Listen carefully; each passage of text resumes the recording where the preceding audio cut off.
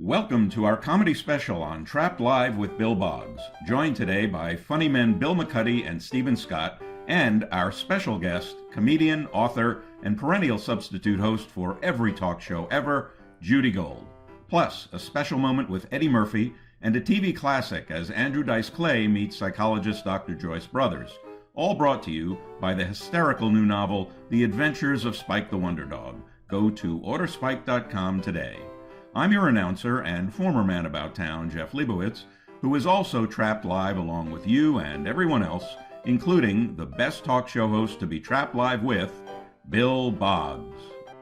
Well, thank you, Jeff. How are you doing? How was your week, Jeff? I know you had a good week. I know it. I know a paycheck came in this week, right? We had a very good week. We delivered a great project that we were working hard on, and everybody was happy, and that's all we care about is for everybody to be happy, which is why we have such a great show here on Trapped Live with comedians. Did you just get the word hard on into the show right in the first 30 seconds there? Well, we sneak that in so that people don't realize it, because our sponsor is very politically incorrect, and therefore we have to subscribe to that kind of comedy. That's exactly right, Jeff. Exactly right. Well, I'm really I was about to say I'm looking forward to introducing our next guest. Why don't I just introduce wait, before I go any further, we want everybody to follow Spike on Instagram. So it's at Spike_Wonderdog. At Spike_Wonderdog. The Instagram account is exploding. Well, more on that later. So anyway, here's all of our guests today, Jeff, are people I really like. Isn't it nice that we can just put together, like when I was doing Midday, Christ, some of the people who come on, I couldn't stand them. But I like all of these people. Well, I do too. I know them well, and they are great people. All right, let me read the introduction here of Bill McCuddy, whom I've known for a long time. But it took a pandemic and this highly well-distributed show in order to put us together for me to interview him. Bill McCuddy was an advertising man who started his stand-up career, thus eclipsing another comic who did the same thing, Bob Newhart. I mean, it's never been the same for Bob after Bill McCuddy started with that. Let's put Bill up there on the screen. Bill, say something, bark or something. He's been Want us to bark, don't you? Years as a comedian, right? Yes. Jerry Seinfeld, Roseanne Barr, Rosie O'Donnell. I love the fact that you wrote material for Vice President Al Gore when he was on a Letterman show. What was that like? The one time he was funny. Well, he was. We had a friend. I think you know Bob Summerby, who was on your show, based out of Baltimore. He was the third roommate with Gore and Tommy Lee Jones. I know. At Harvard. Bob's the one they never mentioned. Bob called me one day and said, Al's going on the Tonight Show, or actually the Tonight Show being the Letterman show at night, late night, and he can do whatever he wants. And I said, well, he's got to do a top 10 list. So we wrote a top 10 list for him, and he went out and did that. He also brought, we had him bring some stuff from the Pentagon, and he put the goggles on, and he showed how expensive everything was, and it was pretty well received. It was funny. I only met him once up at, just dropped a name, Peter Max's place. I met Al Gore, and I liked him very much. And I often thought, geez, how different things would have been if he had gotten elected president in terms of probably Iraq and the environment. Those two things might be just a little bit different. That was a tiny apartment from Max's place above Shanley. Yes, like that 45,000 square feet. Like an elevator door open.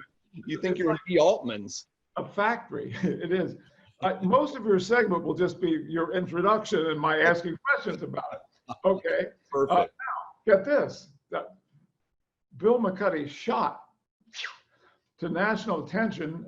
He was chosen over more than 10,000 applicants to win his own talk show on NBC's cable channel, America's Talking. Your boss was Roger Ailes, right. 1 out of 10,000. Now, what was that like for you? I was the one guy he didn't make a pass at, so that was bittersweet. That cost me $1 million.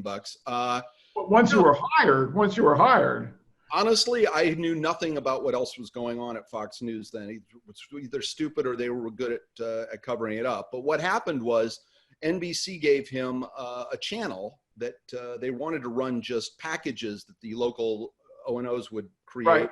make a like a kind of a news channel out of it. And he said, no, I'm going to make it a talk, basically, channel America's Talking on television. So Chris Matthews was there in the beginning, Steve Ducey, who's still at Fox News, lots of folks that went on to stay with Fox News. And now America's Talking, which only lasted about a year, Microsoft came in and gave NBC $400 million. That became MSNBC. So then Ailes went and started Fox News, and the rest is history. All right, we're continue plotting through your introduction here. Now comes the sad part. This is the sad part, right? He then became, I like the first part is happy, but the end of the sentence is sad. He then became an entertainment reporter on Fox News, covering the Oscars, the Golden Globes. So far, that's good. Reviewing films until after 14 years. Now, the sad part, he was replaced by a blonde woman. Yeah, well, what are you going to say? Yeah, okay. Yeah. Now, I had the breasts. I just wasn't blonde, and I didn't look good in a short skirt. Okay, fine. All right, we'll move forward then. Please. These days, right now, by the way, you're in your beautiful home in Bridgehampton, correct? Yes, and you're down on the set of Friday Night Lights. What's that thing behind you? Oh, that? Oh, well, we've been doing the show for a couple of weeks. No one's asked. So let me see if I can bring it in a little bit. So when we moved into our apartment, just take a look. This is our Palm Beach pad here, okay? And this is the living room, and the other side there is the ocean and a little forest. We had this rather large wall, all right there. Now, Jane, who essentially bought this apartment, right? I got the place at East Hampton. It's looking at the wall, but anytime there's an empty space, Jane wants to fill it with something. Let's put a table there, a chair there. And I'm more of a minimalist. I'm looking at the wall, she's looking at the wall. And I'm thinking, she is going to just go to some store and buy like a big piece of Chinese art made in China, one of those things, it's like not art, but it's supposed to be art. So I thought, I've got to find something. So we were in actually an art gallery, and in the back room of the art gallery, they had some interesting things. This is, and I looked at it and I thought that would fit on the wall. What this is a spring mattress that has mirrors mounted on it that's on the original bed spring. Now, I, of course, and I wasn't even like high at the time when I looked at this, right? Imagine if I had been. I looked at this, I thought that's the exact size of the wall. Now, how do I convince Jane to get this? So please regale us with the rest of this story. And she loved it. So that's why it's there. Okay, look. Are those lights in it though? Explain. Does it turn on? No. I can either look. I have an option. I can look at myself in this mirror over as Jane's like Hitchcock. She just made a little cameo. That's right.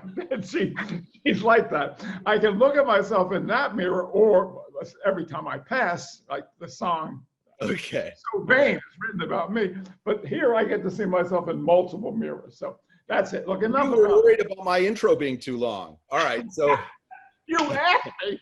You asked me. Now look, I dropped my page. I dropped the page of the intro. So let's get to some questions. Sure. So 15 years, Bill, as a stand-up comedian. What got you into stand-up? Well, I was in advertising, and I had always wanted to do it. I was I wasn't the funniest guy in the room, but I was sort of the guy that they would always take to the pitch and would like warm the room up a little bit. And then we get the business. And then I would do the voiceover, and then that became a big career for me. So everything, I always said my life story would be called I Never Saw It Coming, because I just sort of fell into all of this stuff. Good. But a couple of guys, Bob Summerby, we mentioned at the top of the show, and also a guy named Dan Rosen out in Baltimore had a club, and they had a really good club. I'll bet Judy Gold remembers it. I don't know if anybody else in the show will, but it was called the Charm City Comedy Club, and really, really outstanding people came there because it was run by two comics. So I kind of got a fast education in what stand-up was all about, and they made me an MC, and it sort of grew from there. I started working around the country. So how did you work as a writer? How did your process in creating material is always, I just wrote this book with 280 pages of essentially comedic writing. And I had to go in deep focus to do it. What was your process? How did you work? Well, I think it was very similar to writing advertising. I mean, there's you know an audience and you're marketing yourself in this case, and you're thinking about some of the things that are happening, and you're looking at the papers every day like monologue writers are every day for late night hosts, and you're saying, this seems funny to me in this way, this seems funny to me in that way. I did a lot of topical stuff. I wasn't Mort Saul. I didn't take the newspaper up, Google them, kids. But it was sort of the first 5 or 10 minutes of what I did was basically what was happening in the news. And then I had some regular stuff about advertising, you know, changing ad headlines, making, you know, this would be my line for this instead of that. And so the two kind of dovetailed pretty well together. I was no Bob Newhart, but, you know, it got me work. And then I started sending stuff out and other people started using it. Dennis Miller was very kind. He used a bunch of stuff I sent him, as a lot of comics did, for the weekend update portion of Saturday Night Live. So that was kind of fun. And what's fun about writing, as you know, is that you start to get the voice of that person and you listen to their routine and their cadences and you start to write to those. And if you can do that, then those people hire you and go, this person gets me. So that's how it started. Yeah, good. I like that. Well, what happened to me in my process when I started writing the book, the voice, the book is Spike the Wonder Dog is narrated by the dog. And I wouldn't have been able to write a book, Bill, because that hasn't really been very clear up to this point. Well, wait a second. I happen to have a copy here. Oh, do you? You know, my arms locked in it. this position, you know, because of the talk shows. And the voice of the dog came through me, seriously. And in the process was I couldn't have proceeded if I hadn't had this. And it wasn't a voice I spoke in. Just as you were saying, you don't do Dennis Miller rhythms when you speak, and that's what enabled me to do it. Let's get to your, we have to move along because we have Stephen Scott and Judy Gold. Big show today, big show. I'm opening for them. I feel very privileged. Yeah, please, you'll be, when you get your check, you're going to know you want to come back on this. I have one COVID joke. Can I try one COVID joke out on you? You tell me two. Sure, go ahead. And then we'll get to my top 5 things everybody should be watching right now. Yes. Because that's what I'm doing now. I'm on PBS and I do a show with a guy named Neil Rosen and a woman named Lisa Rossman. And we have been doing the show the way you're doing this show from our homes on PBS and on the All Arts channel. So please look for that. We've been telling people in kind of a pandemic survival kit what to be watching. The one joke I have is that during this time period, Mrs. McCuddy and I are doing things for our selves that we used to pay other people to do. Mow the lawn, trim the hedges, have sex. Thank you. That's my whole set. I'm here all week. Okay, so here are the... I actually did, look, hold it for a second. I actually did. Oh, he dropped something else, ladies and gentlemen. He'll be right back. There he is. The book, wait, where is it? I dropped, because what you're doing essentially is called Sitting Around Talking Movies. It's heard on iTunes and Spotify, and you've got top-notch people. Neil Rosen, and there's a woman on there too. Lisa Rossman, and then we have guests from Entertainment Weekly and Rolling Stone, and Sitting Around those books. And we can follow you on Bill McCuddy on Twitter or in the throng, yeah, or I'm on Instagram at McCuddy Bill or Bill McCuddy. So So listen, here are the 5 things, and I tried to pick funny things that I'm enjoying right now in home, some of which have been on a while, some are coming. The first thing that just broke last night or the night before is Steve Coogan and Rob Brydon are 2 very funny guys that have made these 4 documentaries driving through different countries and basically doing dueling Michael Caine impressions back and forth. I'm not burying another Batman. I think that was my Bryden and not my. Is that the last in their series of that? Yeah, they say it is. I mean, they've done 4. This is called The Trip to Greece. One of the best, and then it has kind of a downbeat ending, which I won't give away, but I highly recommend if you like these 2. It's the same old shtick, but they're having the same good time. We all know who Mindy Kaling is. She's a very talented, broke out of The Office and has made a couple of good movies, including one about late night. That got bought at Sundance last year. She has a sitcom called Never Have I Ever, which is basically about a young Indian girl who's very smart, in love with another guy in high school. That's a load of fun. I highly recommend that. There's a movie coming on the 12th of June called The King of Staten Island. This is Pete Davidson. Pete Davidson, from the guy on Saturday Night Live who doesn't look like he wants to be there and says he doesn't want to be there. And they just keep putting him on and on and on because Lorne Michaels loves that. Judd Apatow, who did such a great Please. I'm sorry for interrupting Yeah, you. no, it was going to be, it's going to be on June 12th. It was supposed to be in theaters. Judd Apatow, who I think understands comedy, and you guys can debate this later in the show, but I think Funny People is one of the best movies about stand-up that's ever been made. Judd gets it. He understands it. Bill Burr is in this thing. He's a very popular comedian. He's the guy who's dating Pete's mom after Pete's dad dies. It's supposed to be tremendous. Someone called it Pete Davidson's 8 Mile. If it's that, it will be very, very successful for him. Number 4, Catastrophe. This is a British series. It's basically knocked up the series with an American comic, Rob Delaney, and an Irish comic actress, Sharon Hogan. They actually met in real life on Twitter. He gets her pregnant over there while he's on vacation. Then he moves back to England, and they raise their children. It's 4 seasons. It's awesome. And last but not least, this is not going to sound like a comedy, but it's so great and so funny sometimes that it's my number 1 pandemic recommendation. It's a Spanish TV miniseries called Money Heist, which is basically a Spanish soap opera and a bank thriller that is so laugh out loud funny at some of the outrageous things they do, and yet well written and cool and works as a heist thing too, that I highly recommend that. So those are my 5 things during the pandemic that you need to stay home and watch if you haven't already. Very, Bill McCuddy, a pleasure. Thank you, really. Michigan dad, huh? Yeah, that's what your daughter went to. My daughter's home now. I'm paying for the most expensive online university in the country. Thank you, Bill. We have now a word from our sponsor. As you know, this is the only show in the history of television brought to you by the host book. A word from our sponsor. Alan Zweibel, original Saturday Night Live writer and Thurber Prize-winning author of The Other Showman, says, "The adventures of Spike the Wonder Dog is so smart, witty, and inventive that I had to keep reminding myself that I didn't write it." Order today at orderspike.com.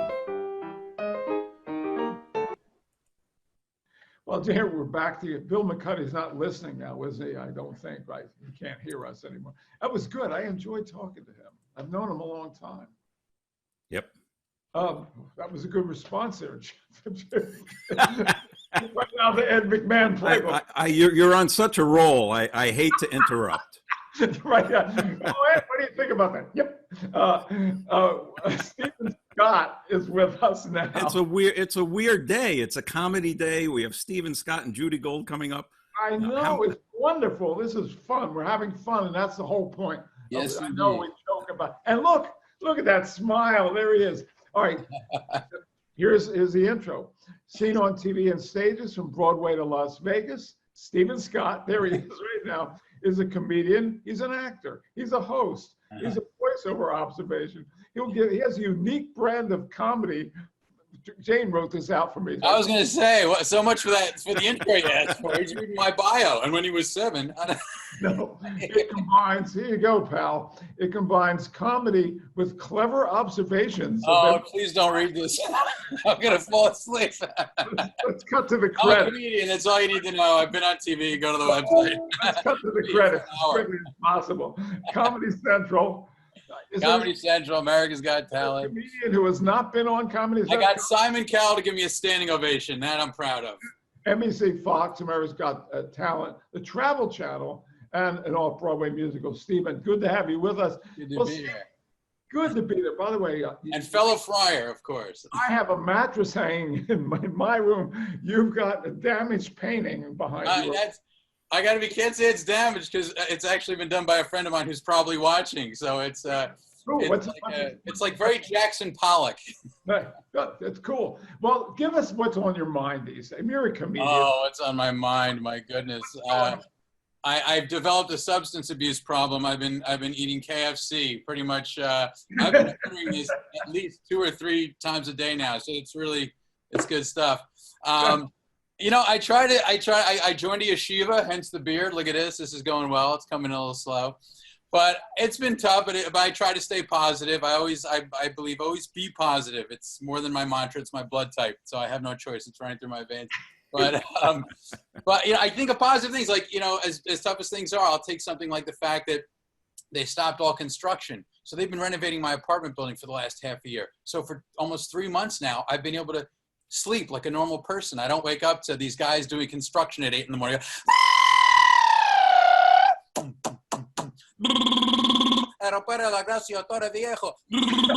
That's been a positive. So I focus on stuff like that. The fact that we're in the middle of an election year and I haven't had to watch any campaign commercials, that's a positive. Right before this happened, I was in New Hampshire in February. Right? It happened. I was doing a show the same week they had the primary. Every time you turn on the TV, it was these awful campaign ads. You know the ones I'm talking about, where like they hire actors to pretend they're regular folks saying nutty things about the other candidates. Like, Elizabeth Warren burned our house down. You vote for Warren, she's gonna burn your house down too. This was sponsored by the people like Elizabeth Warren. In 1994, Joe Biden had a love affair with a Chihuahua. Is this the kind of man you want as your president? Yeah, this must be sponsored by the people who love Chihuahuas. Anyway, Are you okay? I'm surprised they don't enforce the same law for the campaign commercials that they do for the prescription medication commercials, where halfway through they have to include a disclaimer listing the side effects of all the crap that might go wrong if you vote for that. Yes. Wouldn't that be, instead of hearing like, hi, I'm so-and-so and I approve this message, no, I'd rather hear, if you vote for this candidate, you may experience bouts of upset stomach, nausea, vomiting, dizziness, rash, chills, fever, swelling of the tongue or throat, higher taxes, a deficit, depression, nightmares, thoughts of suicide, increased bowel movements, an urgent need to have them and inability to control them. If you have an election that lasts more than 4 hours, be sure to call your congressman immediately. That's what I'm talking about. So, anyway, some of the positives that I try to focus on and while I'm stacked up here for That erection joke. I always thought that was if you have an erection less than more than 4 hours, call your friends and tell them. yeah, baby. Here's a by the way. So this morning, Jane and I had to go get the COVID test because she wasn't feeling well. I'm fine, but the doctor said, well, you weren't feeling well, go get. So we actually went. It was very well organized. This is not a joke, actually. Here in Palm Beach, it took about 10 minutes, 12 minutes to get through various checkpoints. And then the thing is, you roll down your window and they have this packet that comes in, and then not in the driver's seat. Hope you know where that finger's been. It goes up your nose. And it's sort of a weird feeling. Then it comes out, and I thought, in the early 80s, this would have been a tremendous delivery system for cocaine if this product had been around at that point. Absolutely. I had it done last week, and it goes right into your brain. My brain can't tell what hits it. Bypasses the bloodstream, goes right to where it's needed. So we have. I asked you, who were some of your favorite? You mentioned Eddie Murphy. Yeah. Somebody whom you really like and a source of inspiration. We have a terrific clip of Eddie, but why, of all the comedians you could pick, why did you say I'd like to see Eddie on the show? Oh yeah, I mean, for me, when I was growing up, the comedians that really I think influenced me the most, in no special order, was Eddie Murphy, Billy Crystal, Robin Williams, and Bill Cosby. Now I know you can't say that, but back then, before he was raping people, he was a very funny comedian, and he was clean too. And I'm usually a clean comic. So Eddie Murphy in 1983, there were two comedy concerts on HBO. Eddie Murphy had Delirious, Bill Cosby had himself. Those were the first two that I watched. And I just related, Eddie was the kind of guy who made observations, but also did character voices and celebrity voices. And I was doing that. And so I just kind of related to that style of comedy. Okay. Well, let's look at this clip. This is Eddie Murphy's first appearance on The Tonight Show. What I always like about Eddie's work was he is a joyful comedian. He is just enjoying himself so much that the twinkle in his eye. So here's Eddie Murphy for the first time with Johnny Carson on The Tonight Show. If you have watched Saturday Night Live the past few months, you already know my next guest. He's emerged as one of the brightest lights of the cast on that show, and this is his first time on the Tonight program. Would you welcome Eddie Murphy? Eddie?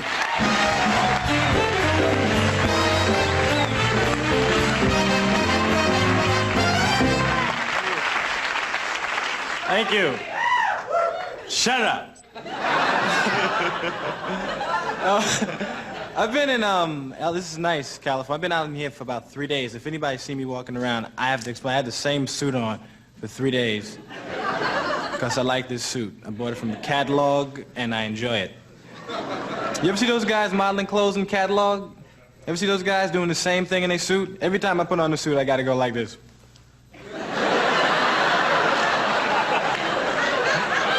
I was just outside, standing in front going. You know?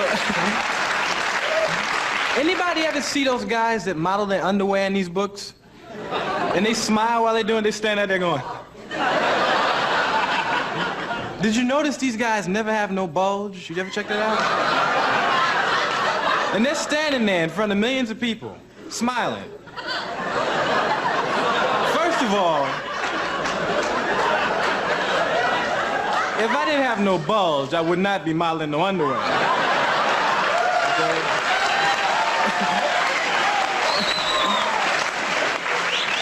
And second of all, I damn sure wouldn't be smiling. I might be modeling like this. Oh man, that's great. It's great to see Eddie out there. That was like his first thing. I was before Delirious and before any of his other stuff. That was really early on, and he was clean. Quick answer to this one. Do you think in the PC and the trigger warning and the environment of people being so easily offended these days at one thing that a comedian says, you think that any of those comedians you mentioned could really be launching their career, with the exception of Cosby, could be launching their careers right now? They could, but they would definitely have to adapt to the times. You know, it wouldn't. They could launch, but they couldn't get away with. I mean, even Eddie Murphy has said it. I was in an event he was at several months ago, and he even said, you know, if he was coming up now, some of the things he did back in 1983, you know, you couldn't do today. So he acknowledged that. So I think, yeah, they're smart enough. They're good comics. They would adapt, but they could still make it. Sure. Well, I tell you something. We have, you know, we have Judy Gold coming up, and yeah. I got an advanced copy of her book, which is called, yes, I can say that, When They Come to the Comedians, We Are All in Trouble. This is really an important book that addresses that. I will have to get it. Judy's great, and she does not shy at political correctness. She'll say whatever's on her mind, and she's very funny at saying it. So yeah, I know. I can't get away with that. in your work, we had Tom Cotter on our very first Trap Live show. Tom Cotter, the first one. Yeah. That you say something, somebody's in the audience, and you offend them, and then they vilify you on social media. Has that happened to you? No, thankfully it hasn't. But I did do something last summer. I did something last summer that was pretty ballsy, and I'm very proud of it. I was asked to go on a show in the Deep South with a right-wing Christian evangelical host and audience. It was my Huckabee show, and I went and I did an entire set of politically related comedy and made everybody laugh. Like I walked the line. And that's really hard to do now. You have to think, like, even if you don't say anything offensive, that somebody's going to interpret it wrong. And to go on live TV and do that in a red state with those people and do Trump material and do all that stuff and make everybody laugh, I was very proud of that. And I said to the host, I said, look, I take the Johnny Carson school of thought. For me is you can talk about politics, just don't take a side, because then you alienate 50% of your audience. And that's how I do it. I said, our job is to be funny and make people laugh at things we see every day. And that's what I did. They appreciated it. And luckily I didn't offend anybody and I didn't die, and it went really well. So it can be done. It's not easy, but it can be done. Okay, good. All right, Stephen, thank you. We have Judy Gold coming up. And before we go to a commercial, we picked out this little lovely clip. Oh, God, there she is. Yeah. You got to love her. Hi, Judy. Hi. Hi, Judy. Now, Judy. Hi, everyone. I have so much to say about what Stephen said, but we'll wait. Oh, good. We really don't have to wait that much. I would like to show, here's what we'll do. Well, forget the commercial, Jeff, for my book. Forget that. Let's just show our viewers Judy in action and then come back and we're going to jump into it. I want to say this. This book, Judy, this is really an important book. Well done. Thank you. Thank you. We're going to get into it. But here's Judy in action. Just a quick bit. Boom. There we go.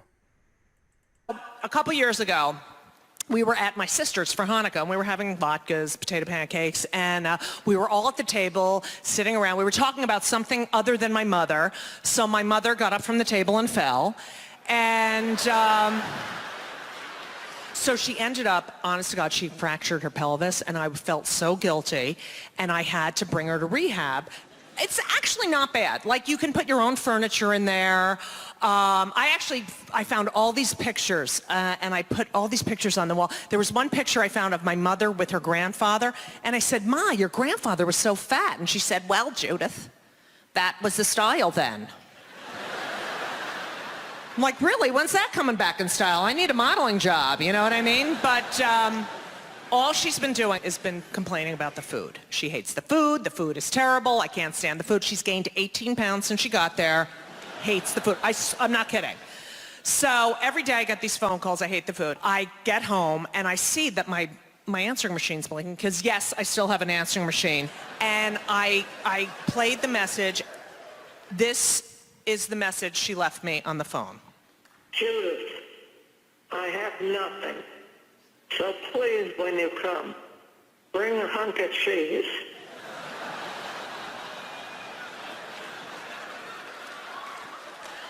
Judith, I have nothing. So please, when you come, bring a hunk of cheese. There is no other guilt in this world that can top bring me a hunk of cheese. I am rotting in hell. I did everything for you, so please bring me a hunk of cheese. Apparently my mother's turned into a mouse now, so that's... All right, Judy, thank you. So funny. And Stephen, thank you very much for being with us. Of course, a pleasure. Great to see you in action there, Judy. Judy Gold's won 2 Emmys for her work on Rosie O'Donnell, the HBO comedy. I didn't do work on Rosie O'Donnell. I did it on her show. On the show. Please, You're right. can you clarify that? Thank you. That makes sense, Judy. You're absolutely right. Of course, 2 hit off-Broadway shows. Is that correct? HBO and a Comedy Central specials and a book. And as I said, And my podcast, Kill Me Now, which you have to do. Yeah. Okay. What Yes. the podcast is called? What is that? Kill Me Now. Kill Me Now. Yeah. Kill Me Now. Anyway, Judy, good to be with you. And Thank you. I may be, Judy, the two things we have something in common, which I think you know. Your book is coming out when? 2 weeks? 3 weeks? No, July 28th. July 28th. My book is just released last week. My book has a politically incorrect humor warning on the cover. Okay. We were talking with Stephen about process and thinking this, thinking that. As I wrote this book, I had it's narrated by a very funny, observational, comedic type dog, and it's a complete satire. I didn't let myself think, oh, this might offend somebody. Right. I just let it flow. And really, I didn't cut anything on that basis. And I just thought to myself, I started just to set this up, so in case you don't know, I started my career in comedy. And then in the mid-'80s, we had a Comedy Tonight show. And I remember. my close friends are comedians. And I know how difficult it is. I mean, for comedians these days to feel they're being censored. As Tom Cotter said, you can be vilified. People go on social media. So let's talk primarily about your book, and I can tell you a little bit about what I try to do in my book, because we're both I'm coming through fiction, and you're coming through long-form narrative writing. What I really liked here is this about the book. It makes readers laugh as she's exposing uncomfortable truths about our culture and society in this era of partisan politics and gaping inequalities. Yes, I can say that. Is a refreshing, candid, wickedly funny, and deliciously blunt manifesto we need. I like that word. So what is the manifesto here in this book? In one way you could say lighten the fuck up, but in another way, what I try to say to people, comedians should not be held to a higher standard than the President of the United States. Our speech, we get on stage for one reason, to make people laugh.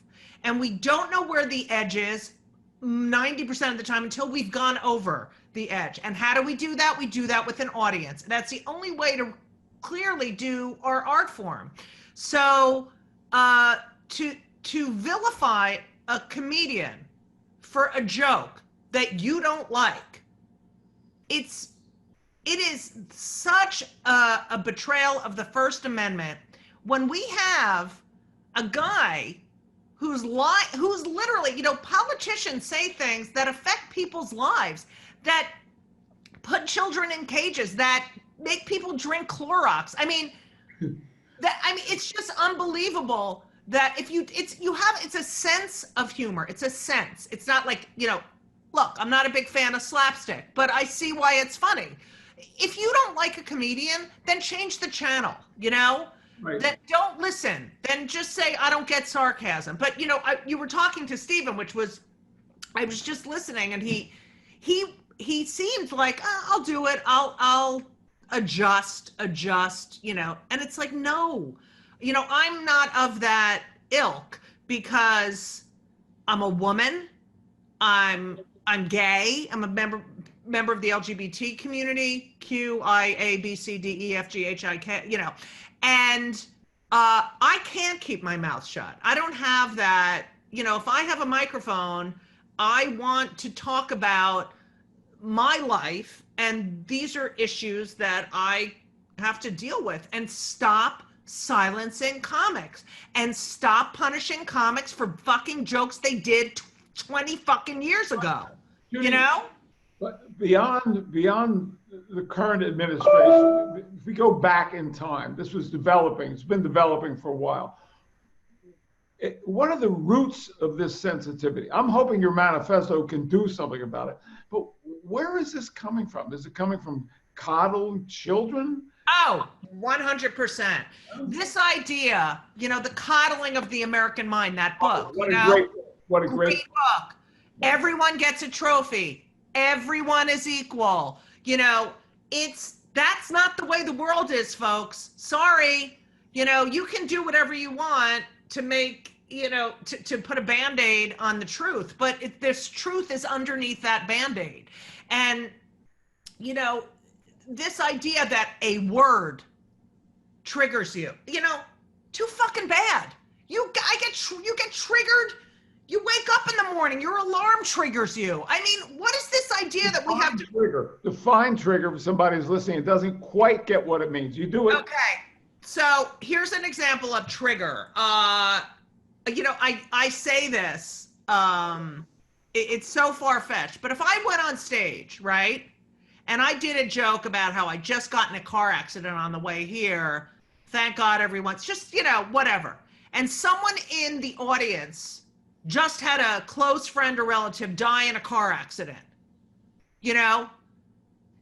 because we all think the world revolves around us, that person could be like, I was triggered by that. I can't believe she talks about it. It's like, fuck you, the world doesn't revolve around you. But it's this idea that it's a feeling, you're feeling uncomfortable with something.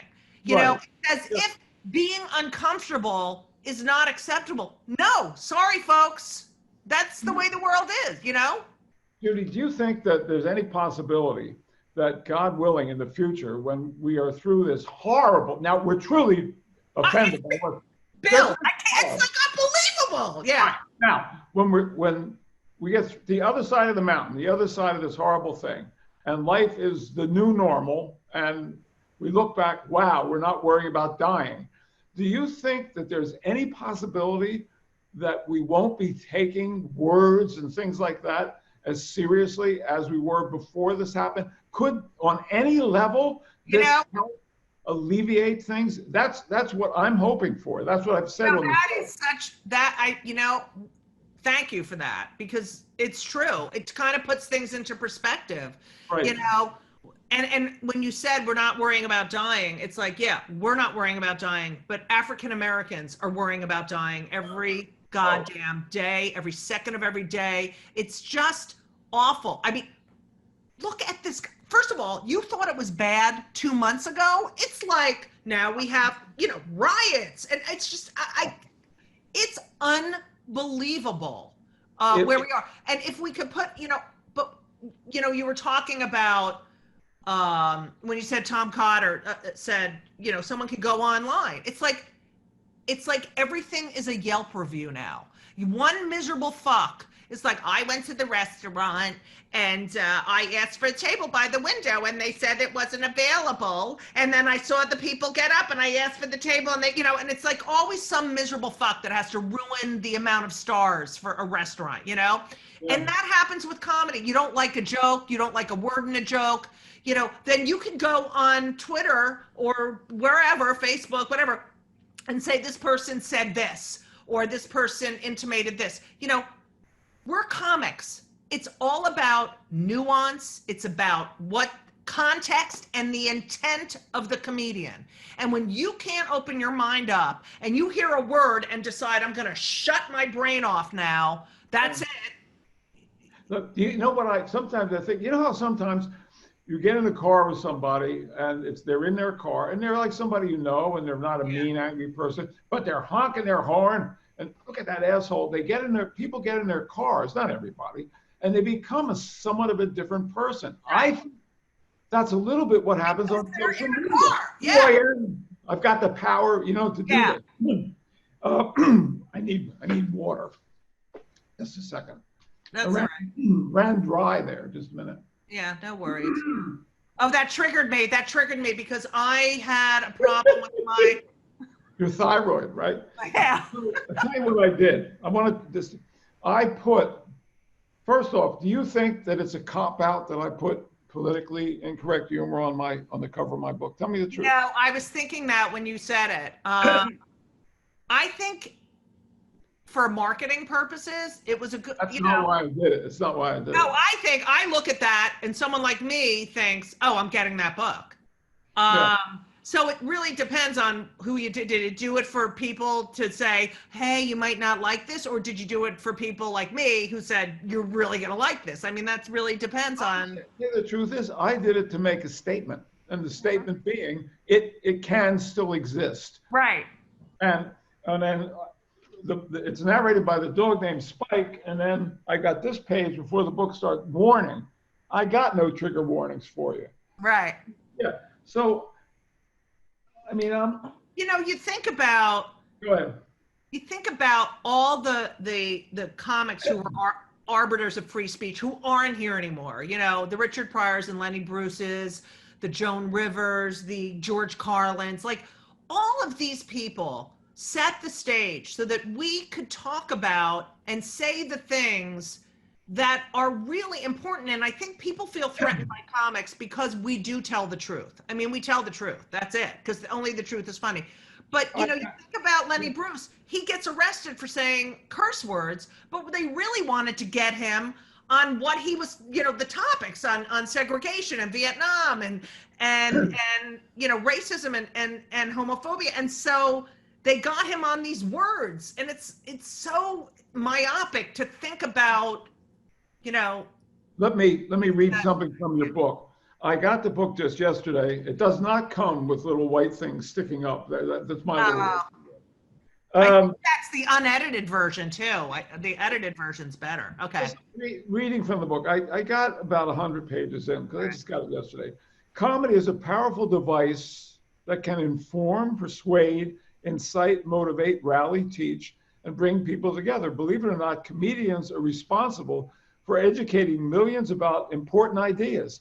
Their material influences people's opinions and opinions that will be shared, hopefully, and inspire action. Then you go on to talk about Bill Maher, Jon Stewart. I'm just going to read 2 examples. You give a lot of good ones. I mean, here's Jon Stewart. Religion. It's given people hope in a world torn apart by religion. What a sentence, right? Brilliant. Right. How about this? This is John Oliver. Drug companies are a bit like high school boyfriends. They're much more concerned with getting inside you than being effective once they're in there. Right. I mean, but in a sentence, it shows you something about drug companies. Right. It's so interesting because the comedy that makes you think, the comedy that makes you look at something from a different perspective, and it's so, you're right, it's so succinct, it's so powerful. There's a chapter, I talk about some comedians that have cerebral palsy who get on stage and, you know, you demystify this. You know, as I look, I'm no hero, but when I had started having children, I had my first son in 1996, and I was out. I came out on stage as a gay parent. And I have to tell you that, you know, no one was going to tell me I'm not going to, you know, I mean, of course, people in the business are like, don't be gay, don't talk about that. And I said, this is who I am. You know, if I'm quiet, if I don't talk about my life, what kind of message is that to my kids? But I'm telling you, people after the first couple of jokes forgot that this is a same-sex family and was like, oh, it's the same shit we go through. It's such a unifier, you know? One other thing that I want to move to talk about Dice Clay a little bit. You spend a fair amount of time in the middle in the book talking about him. Give us, if you can, like an example of ways that someone's gone after you for a joke. To go back to Tom Cotter, ways that you may have been vilified for something you said that was just right there in your act. Anything come to? I have gotten I've gotten vilified. Most of the vilification is anti-Semitic, but in the age of Trump, I have never seen anything like this where, because we're social commentators. Every president has been fodder for satire. Everyone. It's part of the fact that this motherfucker can't even go to a White House Correspondents' Dinner. It shows how fucking thin that orange skin is. But I have gotten, I do a joke about my son. All right, this is one that really got me in trouble. I did a joke about, I don't know if you remember this. It was like 20 years ago. These Hasidic rabbis in Borough Park, Brooklyn, were convicted of laundering drug money through their synagogue and yeshiva. Yeah. And I said, oh, I definitely think they're innocent because those Hasidim don't launder anything, right? Stereotype joke. Right. And it was, they called us dirty Jews and you're perpetuating that, you know, we are dirty people. And I'm like, oh my God, no, I'm not. It's not about you. It's not about all Jews, but come on. It's based in truth. You see these, they have soup stains. They're wearing wool in fucking 90-degree weather. I mean, let me do this. I'm going to bounce this over to Jeff for a second. Jeff, you had some really good thoughts in a conversation we had a couple of months ago, if you can recall them, about stereotypes. Do you remember that your feelings? Go ahead, Jeff. Well, as Judy said, all comedy is based on truth. And there is an element of truth in every stereotype that exists, whether we like it or not. And it is the reality of the world. And then you would mention getting to Dice Clay, and Dice Clay being in Judy's book. There's an example of where you're showing the absurdity of a horrible position by taking that position. Right. And only a guy like Dice Clay, and of course the juxtaposition with the person he's with in the video, if we show it, is brilliant. Yeah, well, I thought we both like Dice Clay, Judy. On that series, Comedy Tonight, that we did in the mid '80s, which was the first show in the history of television. That was a great show, Bill. Thank you. Richard Baker and I co-produced that, Boggs Baker Productions. I was lucky to be the host. We auditioned 1,800 comedians. No. We had 450 comedians appear on the syndicated series. Yeah. Anyway, and Dice was one of our favorites. So after he was on twice doing his Dice stuff in like the mid '80s, I thought, wouldn't it be funny to have Dr. Joyce Brothers? Now, for those who don't know, Dr. Joyce Brothers. Oh my God, yes. Like before Dr. Phil, there was Dr. Joyce Brothers giving advice. She actually was extremely intelligent.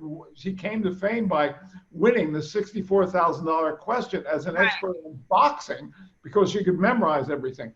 Anyway, I thought, wouldn't it be funny to have Andrew Dice Clay doing stuff with the audience, his shtick, and her then trying to explain to him what he was doing wrong. So Jeff, let's roll this clip from the.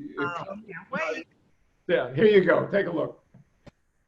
Okay, let me explain why we have Dr. Joyce Brothers here in comedy. Yeah, why don't you do that? All right, but this is Andrew Dice Clay. A couple of weeks ago on our program, we had Dice for advice. He was giving advice to people in the audience, and frankly, he hit some of those people kind of hard. So I personally invited Dr. Joyce Brothers to come and to help you with the way you deal with people in the audience. Yay. Ready to do it? Ready for a little audience questions? We got some questions out there. Okay, here we go. All right, get out there, Bill. Fine. Move. We only got 6 minutes. Questions, lots of questions. You're first up on the end. Right. What's your name, honey? Donna, Great. What's your question? do you think sex is better after smoking marijuana? With him? Try heroin. Wait a second. You got something? Yeah, when you smoke marijuana, you think that you're the greatest lover possible, but your mate doesn't. So it's just a question of what's going on in the head, but not what's going on in the body. You're beautiful. Next question. Whenever I see a bunch of beautiful women, there's always one ugly one. Why is this? Somebody's got to drive. Joyce, you got something to add to that, honey?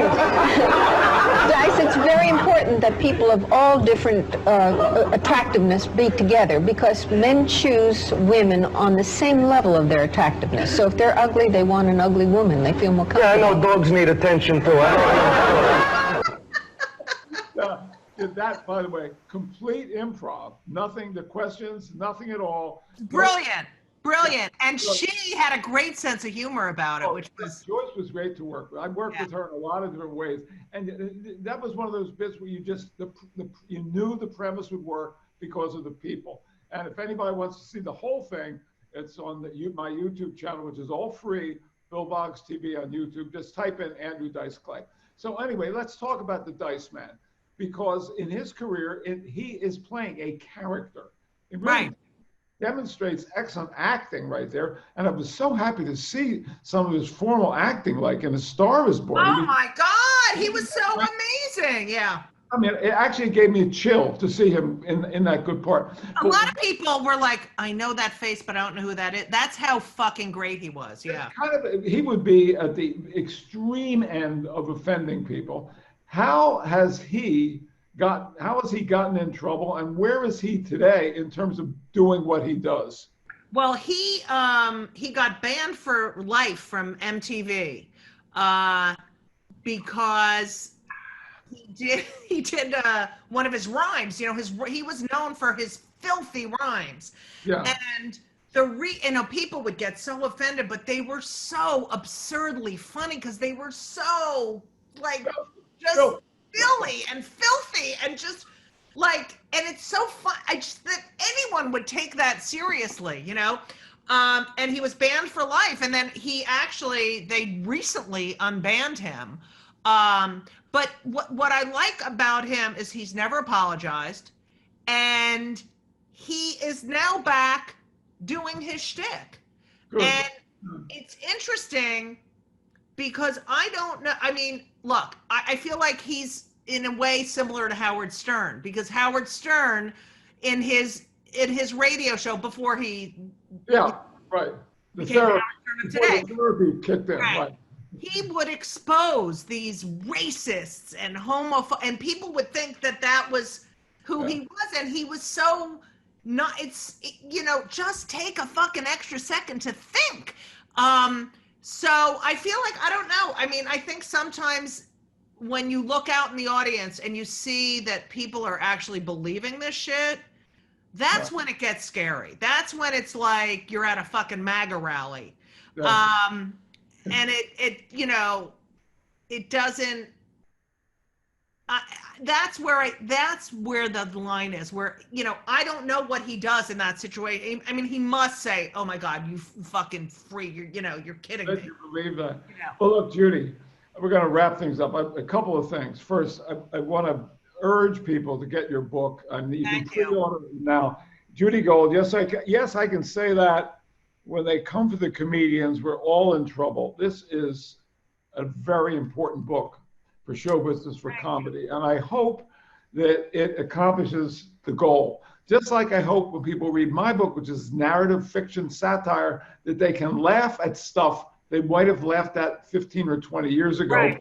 They're not huddling in the corner. Why did he write it like that? So Really, thank you very much. Keep it rolling. Good luck. Bill, you are such a great I comedy. admired your work. Yes, it's funny. I'm not thought of as a comedian, but I did begin my career in comedy, and I have a stage show I do, but I love the world of comedy. I love thinking. And you get it. So, and it's only because you do it, yeah. Thank you, Judy. Take care of yourself. Take care of your family. God willing, I'll see you soon. I'm going to ship that. You're welcome. You're welcome. Well, Jeff, here we are. Well, Bill, another great show. Well, next week will be great too. We did have fun. Well, we don't know who's on next week. Well, that's what'll make it great. It'll be very spontaneous. And we will, as usual, we'll start with watching Dina Martin open for us. She does her Facebook Live show at 4:00, and I was enjoying that as I was setting up for this show. So, I'm going to take a minute and tell people the book I've been talking about is The Adventures of Spike the Wonder Dog, as told to Bill Boggs. We have a little commercial coming for it at the end. If you like dogs, if you like dog stories, I think of the dog stories in fiction. A Dog's Purpose, A Dog's Life, The Art of Racing in the Rain, The Call of the Wild. Dog stories are popular. I'm happy to say that Winston Groom, who wrote Forrest Gump, which is a series of adventures, considers Spike fiction's funniest canine. So this is the funniest dog in fiction so far. You can get it at orderspike.com. It was just released last week, and we're doing very well. Jeff, what about the week ahead for you, pal? Well, the week ahead for me is filled with more of the same. Just working hard and staying alone. Wait a second. I've got some notes here from Jane. No. What is it, darling? Mr. Portion donated. Oh, yeah, I forgot. Good point. Thanks, Jane. Jane cannot appear on camera. She hasn't been to what? Jane, you want me to? No. Okay. A portion of the proceeds of the book goes to animal rescue organizations. I keep forgetting to say that, but it's about a dog who gets in trouble and he gets abducted, and you got to read the book to find out. Jeff, thank you very much for engineering, announcing, and being my friend. I appreciate it. My pleasure, Bill. And let's end with a word from our sponsor. Good. Leslie Bennett, author of Last Girl Before Freeway, The Life, Loves, Losses, and Liberation of Joan Rivers, warns us that, like Joan Rivers, The Adventures of Spike the Wonder Dog is definitely not safe for snowflakes. But fans of transgressive humor, like Family Guy or Dave Chappelle, will appreciate Spike's wild tales, which are raunchy, hilarious, and spectacularly politically incorrect. Bill Boggs has the manners of a gentleman, as does Spike, so they'll both understand if you take offense. Rivers would have just told you to go fuck yourself.